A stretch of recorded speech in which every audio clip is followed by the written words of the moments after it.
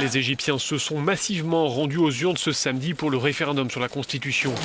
Le président Mohamed Morsi, à l'origine de ce projet de Constitution, a été parmi les premiers à aller voter. Face à l'affluence dans certains quartiers, les autorités ont prolongé de plusieurs heures les opérations de vote. Ce samedi, la moitié des électeurs étaient concernés par le scrutin, l'autre moitié ira voter dans une semaine. Ce projet de référendum divise l'opinion publique. L'opposition accuse les islamistes de vouloir imposer avec ce texte un carcan religieux. Les partisans du pouvoir estiment de leur côté que cette constitution apportera de la stabilité au pays.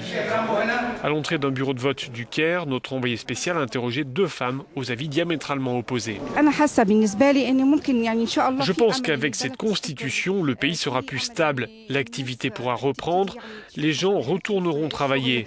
Parce que là, depuis 2 ans, tout est bloqué, plus rien ne fonctionne. Le pays est plongé dans le chaos. J'espère qu'on va aller de l'avant. En tout cas, je vais voter oui.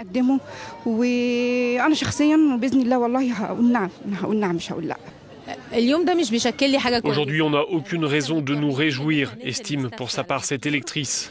Il faut bien voir qu'on nous oblige à nous exprimer sur une constitution empoisonnée et qui comporte de nombreux défauts. C'est un texte qui va faire de nous des esclaves. Ce n'est donc pas un jour glorieux pour l'Égypte. On va au-devant de gros problèmes si ce texte est adopté.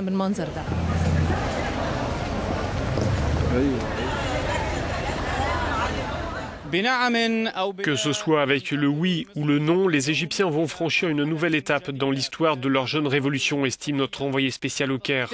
Ce projet de constitution a suscité de grands clivages dans le pays, provoquant des manifestations et des heurts.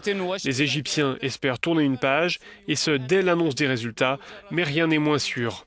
Mohamed Cheikh Ibrahim, Euronews, Al Qahira.